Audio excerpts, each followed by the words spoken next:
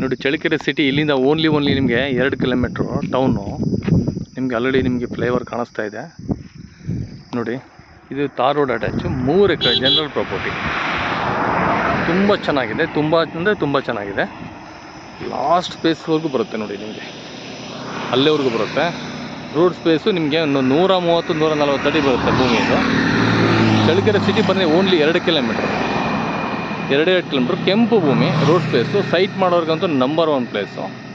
ತಾರ್ road attach. ಇವತ್ತು ಈ ಭೂಮಿ ತೊಗೊಂಡ್ಬಿಟ್ರೆ ಇನ್ನು 2 ವರ್ಷದಲ್ಲಿ ಡಬಲ್ ರೇಟ್. ಇದು ಡಬಲ್ ರೇಟು. ಡಬಲ್ ಹಣ ಮಾಡಬೇಕಪ್ಪ ಅಂದರೆ ಇಂಥ ಭೂಮಿಗೆ ಹಣ ಹಾಕಿ. ತಾರ್ ರೋಡ್ ಅಟ್ಯಾಚ್ ನೋಡಿ, ಎಷ್ಟು ಸ್ಪೇಸ್ ಇದೆ.